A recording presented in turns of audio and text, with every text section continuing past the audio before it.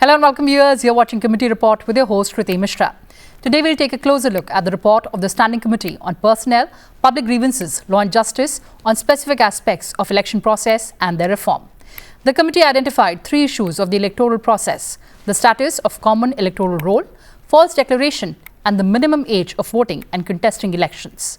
The committee observed that reducing the minimum age requirement for candidacy in elections would give young individuals equal opportunities to engage in democracy. It suggested reducing the minimum age requirement for candidacy in state assembly elections as well. Further, it suggested that both the ECI and the central government must prioritise comprehensive civic education programs to equip the youth for political engagement.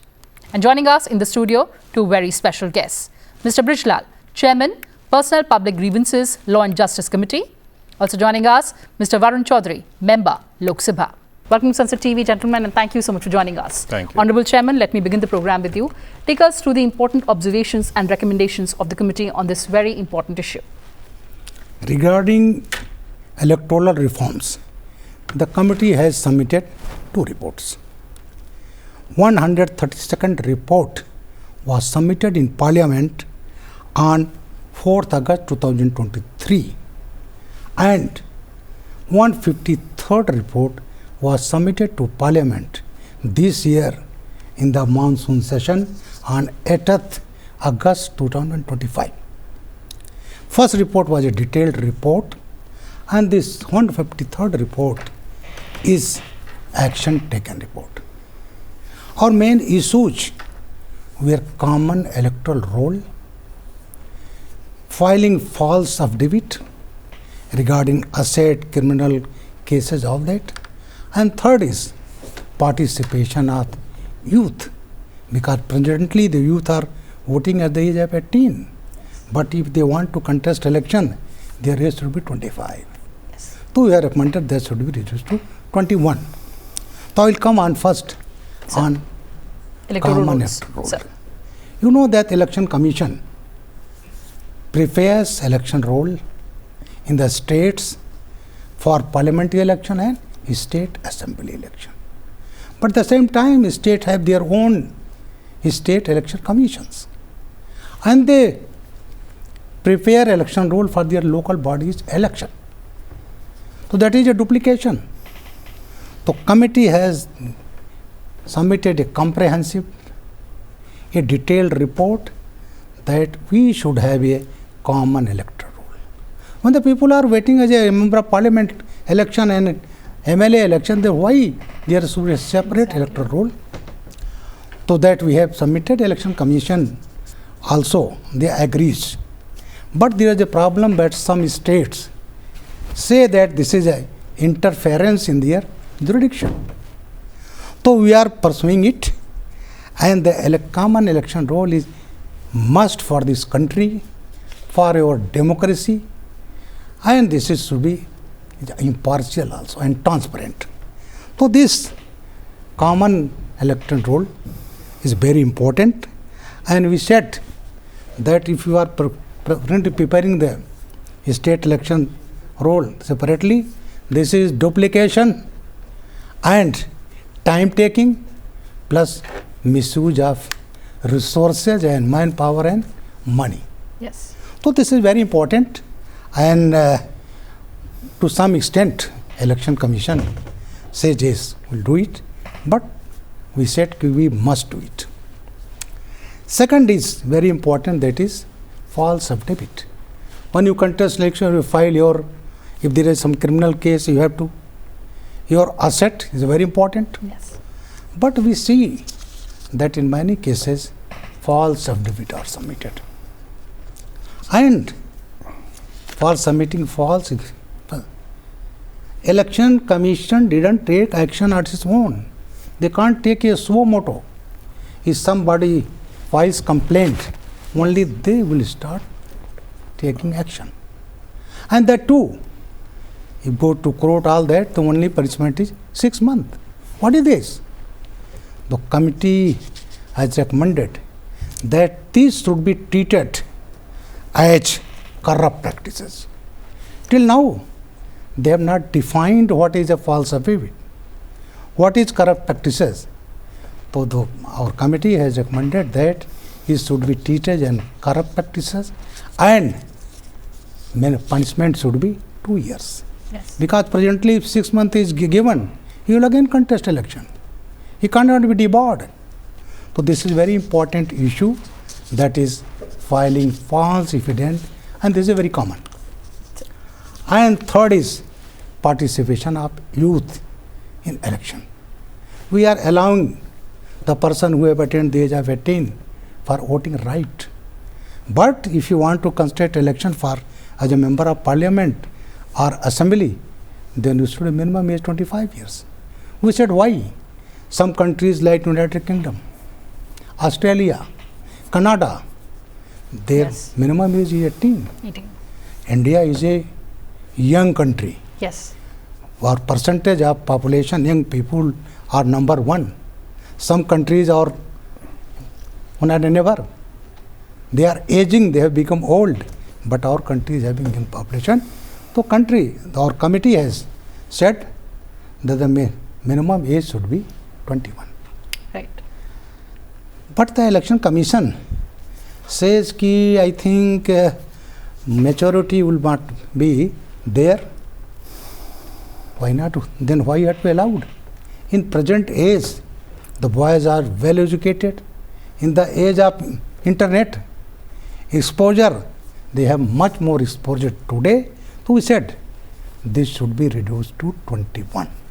So that's all. But these are the main 3 issues the committee has given.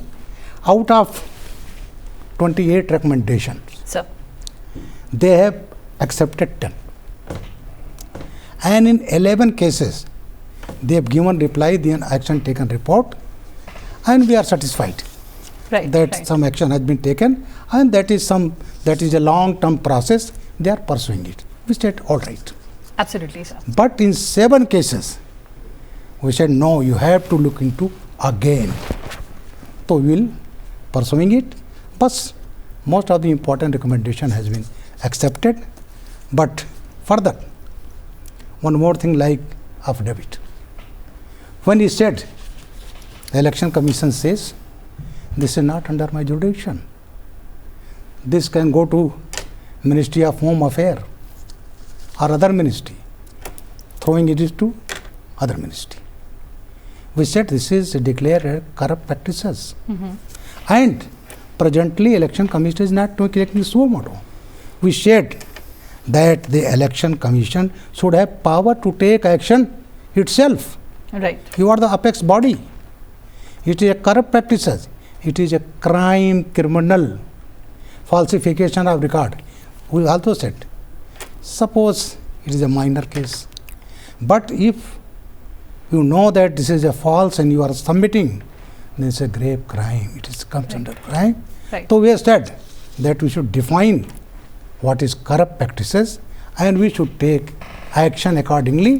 The country can't tolerate Absolutely. that man who is going to be member of parliament. I know some known mafias, criminals, since they are not convicted, so they have become member of parliament Right. Right. in both the houses.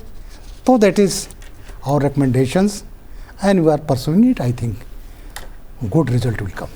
So thank you so much for taking us through the highlights, and of course we'll come to the specific recommendations. But Mr. Chaudhary, your opening thoughts on the key recommendations and observations of the committee and the action taken report thereon. Yes, definitely. All 3 main recommendations, as mentioned and informed by our worthy chairperson, Shri Brijlalji, I believe they are absolutely required in our democracy. And vis-a-vis the pace of implementation, it is slow, no doubt about that. Still, the Election Commission is examining the issues. They have not reached to something concrete, so we expect some concrete results will come in the near future in the interests of the nation. Right. Absolutely. Sir, coming to the specific part now, a very interesting one rather, reduction in the minimum age requirement for contesting elections. So you studied the model of UK, Canada, Australia. How do you foresee if this was to be implemented on the political engagement and political landscape of India? Definitely, these younger people, they have good ideas, new ideas. Though our country is young, they have a role to play. They are the people who are our future leaders. They are the people who are working for making country as fully developed nation by 2047. So they should have a role in law making. Unless they come to parliament or in the state assembly, how can you expect their proper role they play? So we are confident that commission will definitely take some action, and we said they take the recommendation of the states also, youth organizations also, NGOs also, stakeholders also, and after detailed declaration, we should reduce the age. How can you say in this day that maturity doesn't come at 21? Maturity only comes at 25. So this issue is very important, and we are confident, and we recommend that their role is very important in making India, in making legislation, making laws, because if they come, they will be lawmaker. They have their own ideas, and I think our democracy will be strengthened, our country will progress, and their ideas will be very, very important for development and in strengthening democracy. When you are allowing the student to contest election student election, they are becoming Chhatra Neta, student leader in universities, even intermediate colleges. So that time you say they are mature. And when we are talking about their participation in election as MP, MLA, then how can you deny them? So we should consider, and it's my firm opinion that not today but tomorrow some decision should be taken. Mr. Chaudhary, that's a very legit argument that if you allow people to vote at the age of 18, why not allow them to contest as well? Right. Your thoughts on that? Yes. And see, earlier even the age to cast your vote was 21. Yes. It was reduced to 18 under the leadership of Shri Rajiv Gandhi ji.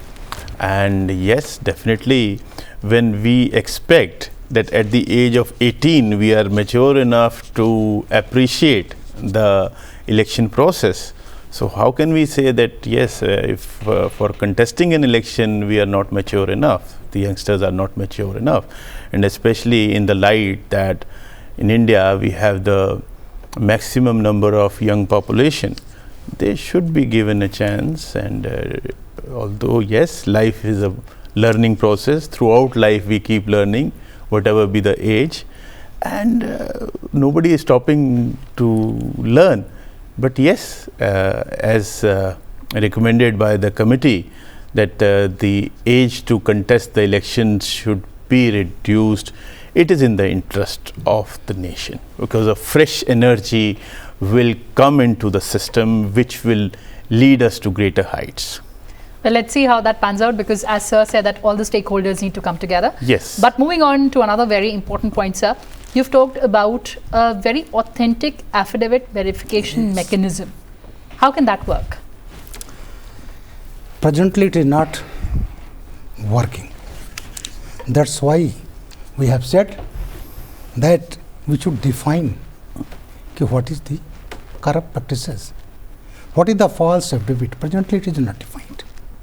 And election commission, they have already said they don't have power to take suo motu, take action.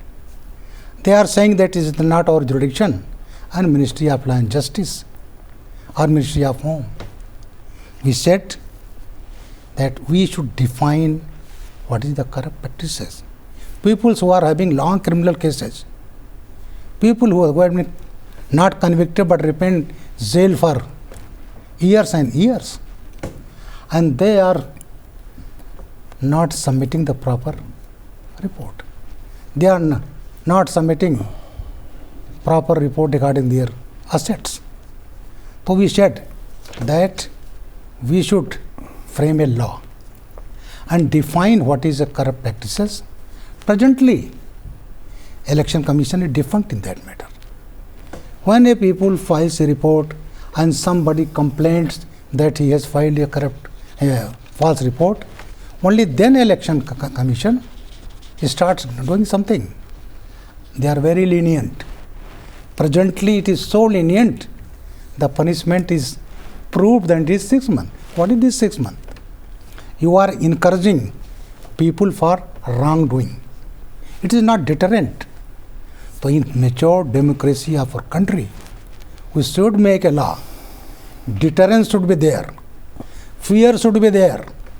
That we are filing a wrong affidavit regarding your criminal history, regarding your asset and other requirement, then you will be punished and will be devoured. That's why we have said the minimum punishment should be 2 years. Yes. If it is 2 years, then you will be devoured even if you are elected. So this is a very important issue, and we have said now it is an electronic age. I said we should have a database. We have electronic mechanism, and with a database, Election Commission can access. Election Commission can know by pressing a button what is the history of this person, what he has done. So this is very important for our democracy. So we are saying that they should act in consultation with the ministry and concerned stakeholder and come out and first we should define what is corrupt practices. Election Commission should have power to take the suo moto cases of corrupt practices, which is presently not there. Right. You mentioned about technology. Mr. Chaudhary, I would like to take that point to you. How do you think technology and data analytics can help in cross-verification? Yes, definitely. Even if a person is coming to witness the proceedings of the parliament these days, Yes. their criminal incidents are checked through electronic database, right? Because otherwise it becomes very time consuming. So similarly, there are a number of databases where one's individual's details can be checked and verified. Because presently it is, as the chairman said, that there are a number of challenges. So the point is that the deliberate lies need to be punished. Yes. And the electoral process, to make it more transparent, fairer, it is the need of the hour. Yes. The deliberate lies, see, right? So that is why, like Chairman Sir said, that the punishment needs to be increased, right? And the Election Commission may get the adjudication power, right? That the citizens may not go to the regular courts of law. There should be adjudication powers with the Election Commission itself, and they may take action against the person who is contesting the elections with providing deliberate lies in the affidavit. Right, absolutely. But before we conclude this discussion, Honorable Chairman, how do you see the future prospects and the reform in the election process of India? You've been deliberating this issue since a very long time. Definitely reform will come. We have filed a bill in the parliament. One nation, one election. One nation, one election. And second, about constitution amendment, we are saying even if a prime minister is a chief minister, Yes. is in jail for more than a month, Yes. he should put down his Resign. Yes. He should be removed from chief. And if you are become clean, you again can join. We know in this country, chief minister in jail, and from jail he is running the government. So this is what? This is a step further to clean these corrupt practices. So we are hope, and I think that constitution amendment will be passed. It will be a major step. Secondly, I want to mention about SIR, Sir. Special Intensive Revision by Election Commission. This is not any new thing. It has already had done in the past also. And you know, Bihar, it has been done. And 69 lakhs voter had been declared as illegal. Most of them are Bangladeshis, Rohingyas. How can a person vote? Is not our nation, is not our countrymen. How can he participate in democracy? And this is very unfortunate that I don't want to name, but some political parties are raising hue and cry, and they didn't allow the monsoon session to run. Sir. I want to do. In 1983, Assam election was going to be. The issue was raised by All Assam Student Union and All Assam Gana Sangram Parishad. They said that there are 40 lakh Bangladeshi voters in Lower Assam. First, their names should be deleted, and only then election can take place. Right, sir. But that government, I don't want to name that Prime Minister, Sir. she was adamant. And what happened? Nelly Narsanghar massacre happened on 12th February 1983, and within 6 hours, 3,000 to 4,000 people were killed. Sir. And that issue is today. That happened in 1983.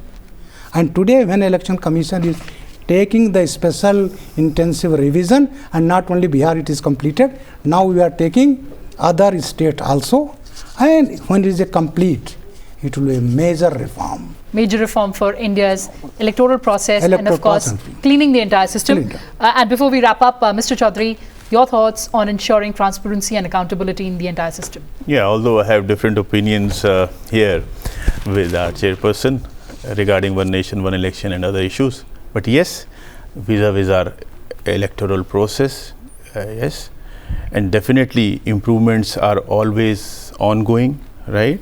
And from where we started when we got independence and where we are today, we are improving upon, and vis-a-vis the transparency is concerned, yes, the electoral process, you know, every citizen of India has to be, you know, we have to, everybody, you know, we are all stakeholders in this system. So the level of transparency definitely has to go high. And ultimately, it is for the development of our nation. Yes. On that note, thank you so much for joining us, Mr. Brijlal and Mr. Chaudhary. Thanks a lot. Thank you. Well, viewers, that's all we had for you in this edition. Thanks for watching and stay tuned to Sansad TV. Goodbye for now from my side.